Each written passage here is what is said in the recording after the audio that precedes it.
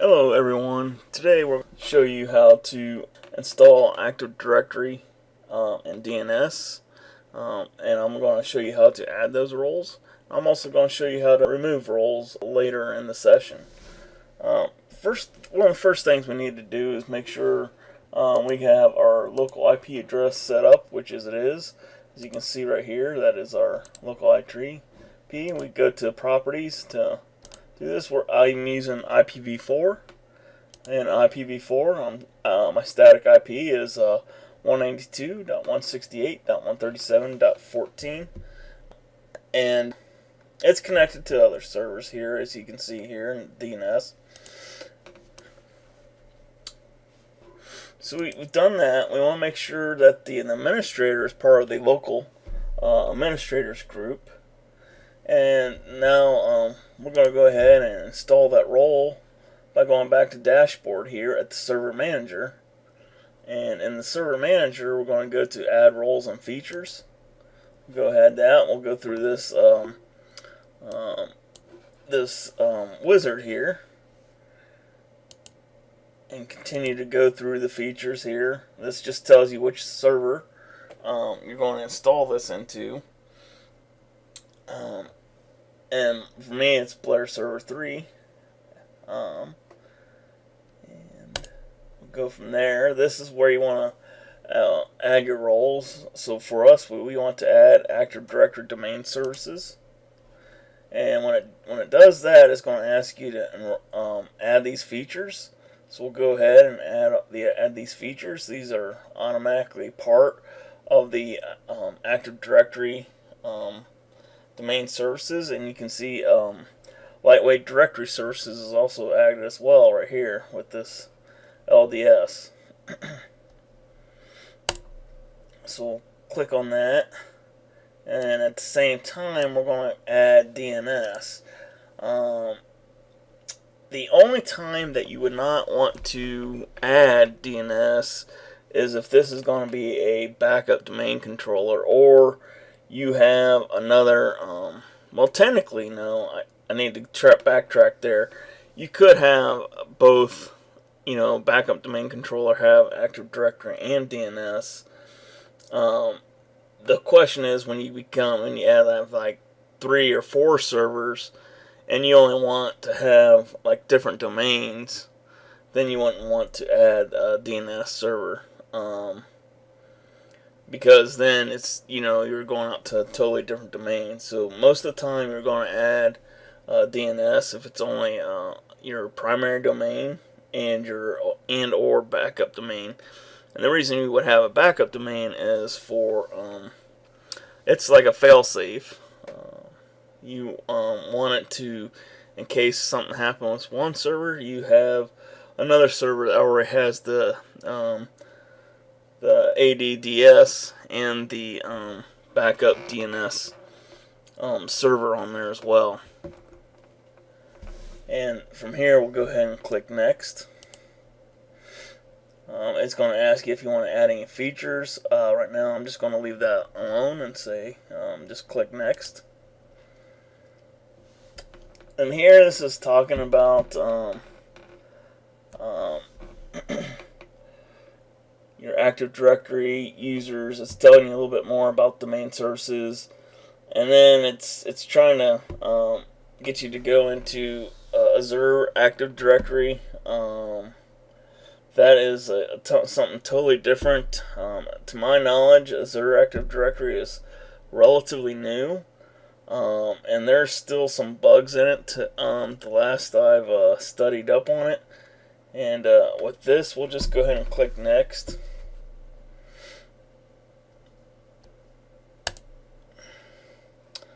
And we're going to, as you can see, this is telling you a little bit about DNS. And, you'll have a dynamic host configuration protocol. We will be adding that later in a different video. But we will need to add that eventually. And with this here, we'll just go ahead and click next. And now this is just going to go over what you're going to install here. It's just like a brief review. and you want to confirm that. In some instances, you want to go ahead and restart the server automatically. In our case, I'm just going to go ahead and just install it. So now it's going to install here. I'm going to pause the video, and when it's done, I'll bring the video back up. It shouldn't take that very much time. Okay, now you can see that the roles are done adding. We still have some more steps here to go do. We're going to go ahead and promote this to the main controller now, since we have that. And as you can see, if you press on this flag right here, you're going to see post deployment configuration, and this is where you want to promote this to a domain controller. If this is your primary domain controller, well, any domain controller actually, you need to promote this to main domain controller.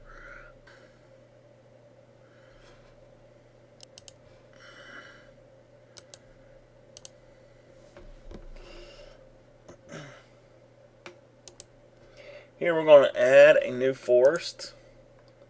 So here we're going to add a new forest. I'm going to name it peoplearit.local. The reason I'm naming it .local is because it's more secure. .com domain could possibly be resolved by a DNS server outside of the domain, and I'm just trying to be more secure here, and that's why I'm doing the way I'm doing it there.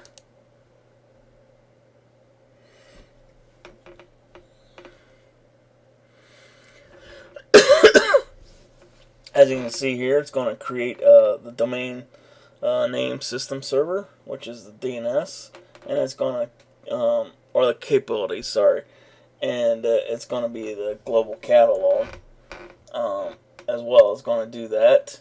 We do not want to create this as a read-only domain controller. That's what the RODC stands for. Here we're going to go ahead and create the Directive Services Restore mode, and this is kind of like a backdoor, but not necessarily. You would do this if, for instance, the domain controller would fail. You would need to have this password to be able to get into those restorative modes, like util, for example. Those would be one of the ways that you would need to have this DSRM password. If you don't have this, it's going to be very, very difficult to restore Active Directory services, and it's not near impossible. So this is very, very important to have this password somewhere safe.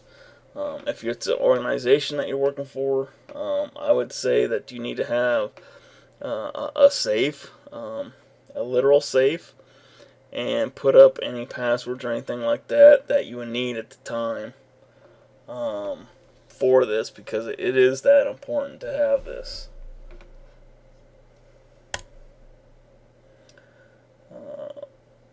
This is saying that a delegation for this zone cannot be found. It can't be found because we're creating it right now, so that makes perfect sense. So we're going to go ahead and create the DNS delegation here in the next moments.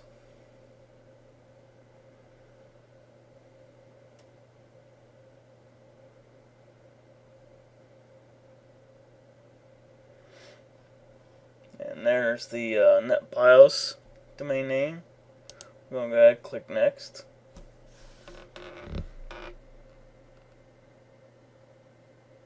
Now here, this is where it's going to keep the Ntds logs and the Sysvol folder. The Ntds is what the database is made up, which I will go there in a short while and show you exactly where it's at and located. I would say never ever to touch the Ntds unless you're trying to do a restorative mode. That's the only time that you would really want to touch this folder. But when we're done here, I'll go ahead and show you how to gain access to both those folders.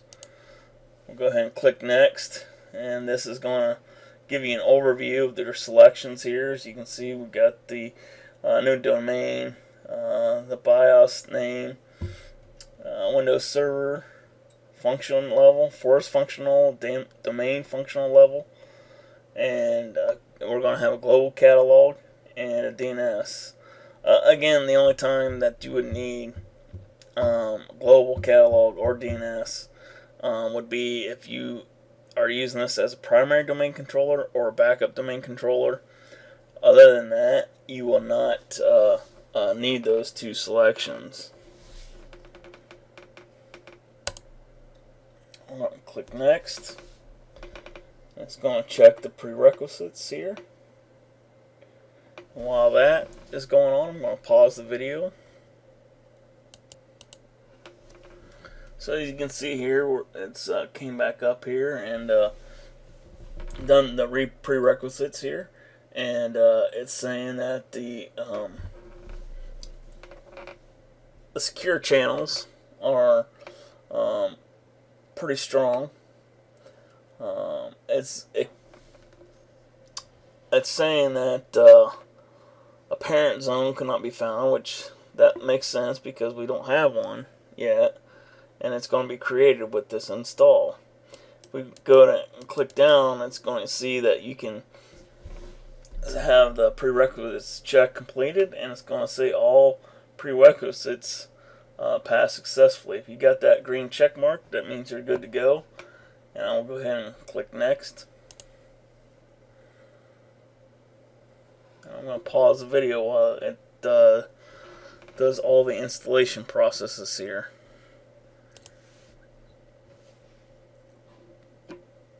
Okay, so now you can see here it's going to sign us out.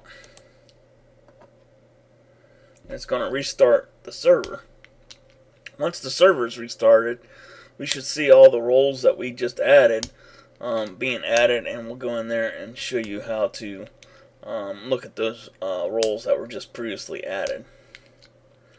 As you can see, this is pretty quick. I think one of the reasons it's quick too is I'm running this in VMware, which is pretty fast to run this in a virtual environment.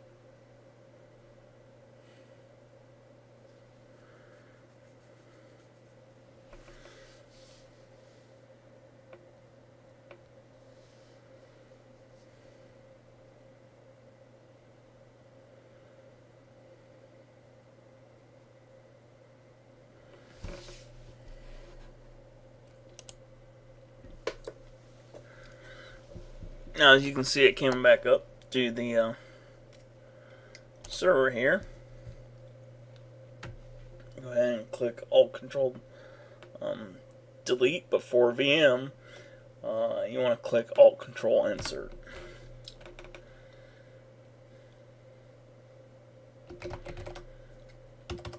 Enter my password.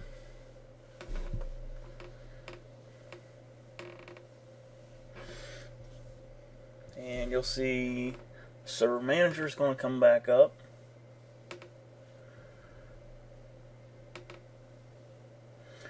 And you can see that the AD DNS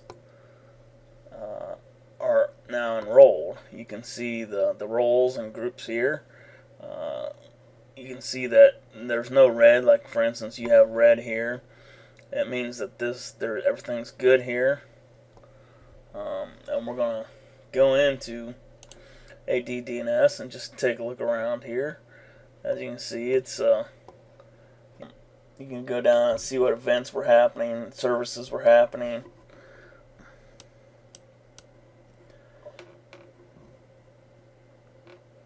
You can run the best practices analysis, performance.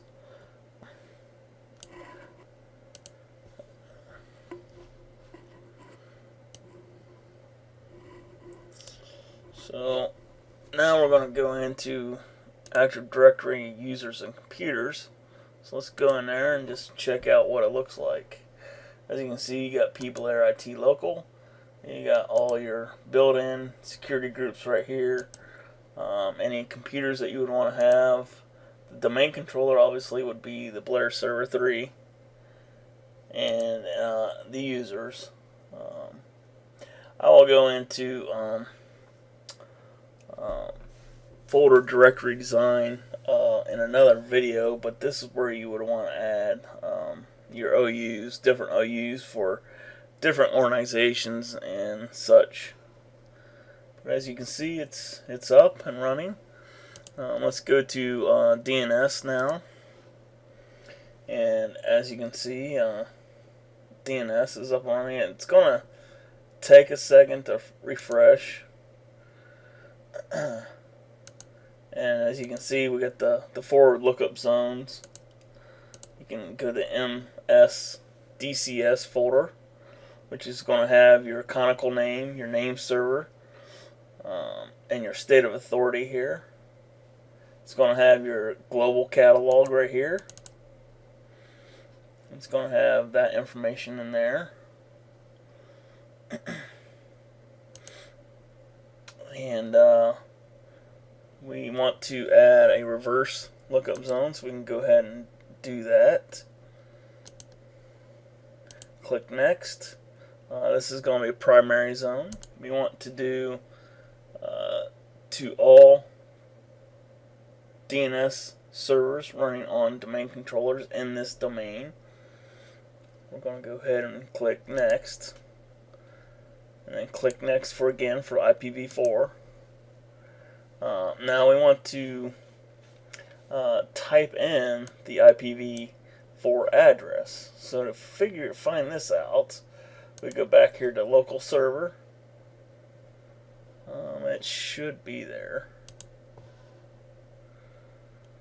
It should come up right in this area. Or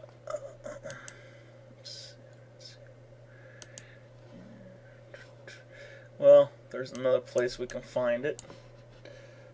Go to click here, go to change adapter settings. We'll go to properties here. We want to right click on Ethernet 0 and go to properties, and then here's IPv4, and there you can see this is our address. So you want to type in these first three here, octets. So we'll go back to DNS and type in those three octets.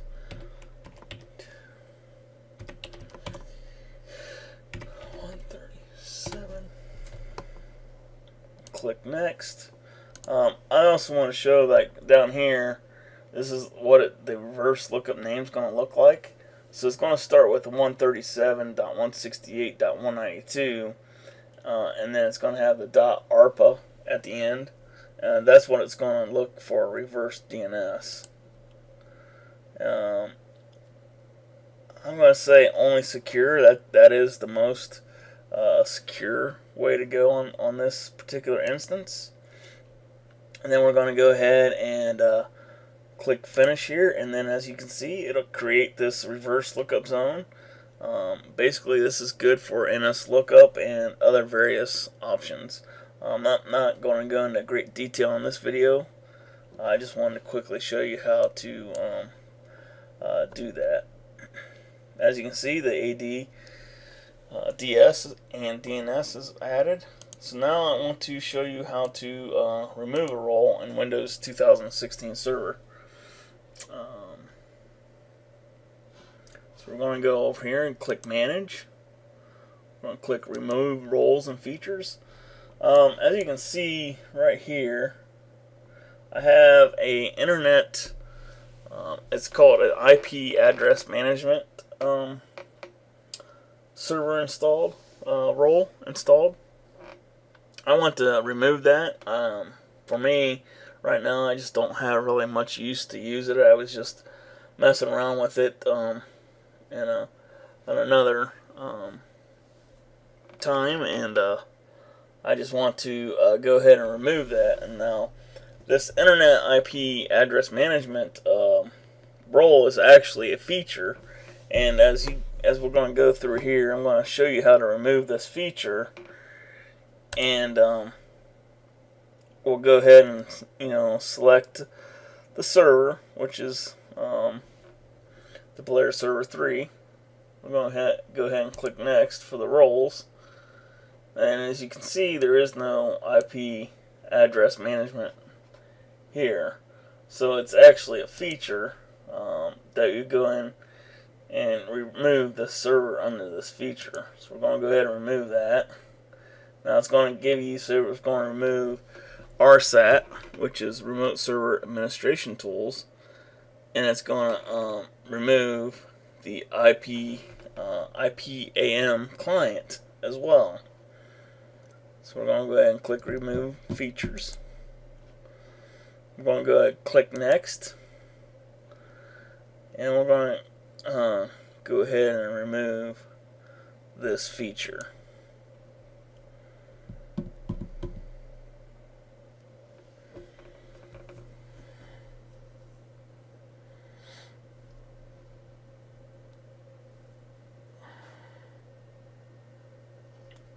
I'm going to pause the video while it removes this, and I'll be back shortly.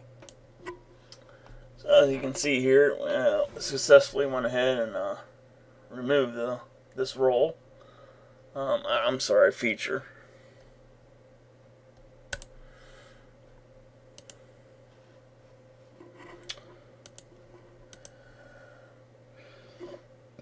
And you can see the feature removal was successful here.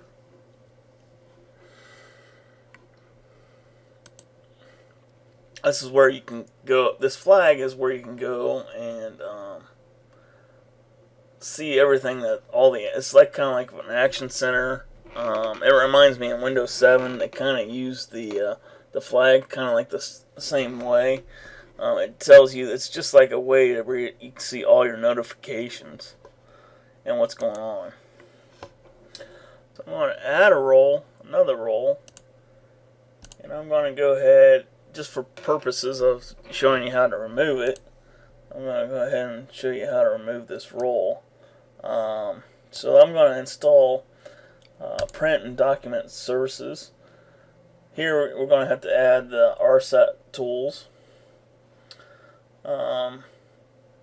and the print and document services tools. We'll go ahead and add these features.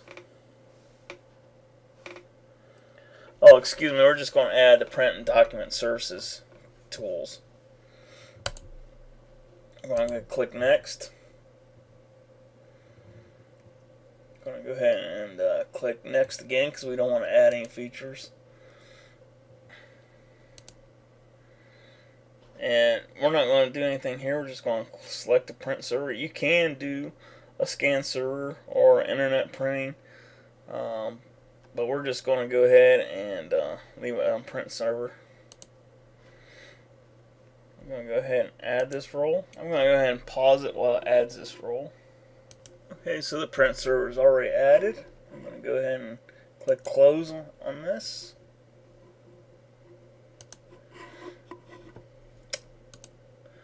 And again, you can see in the notification here that the role is added successfully. So I'm going to go ahead and, for the purposes of the video, I'm going to go ahead and remove that role. So we're going to go up to Manage, remove roles and features, go and click Next. We're going to click on our server,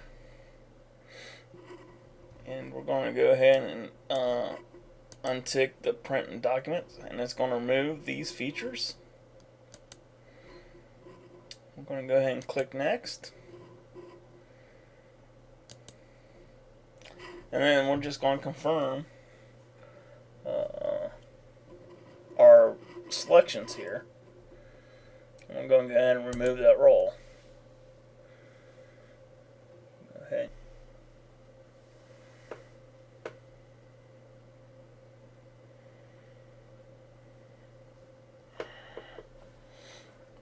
Alright, so that role is removed. And you can go up here in notifications, it successfully removed it. I'm going to now go in and show you where the Ntds database is and where the Sysvol folder is. So we're going to go in here and click on local disk, click on Windows, click on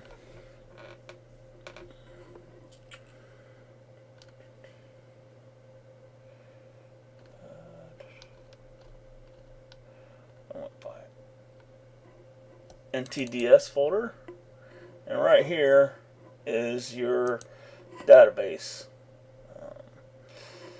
This is the database. You do not want to touch anything in here. It is very, very critical that you do not touch anything in there.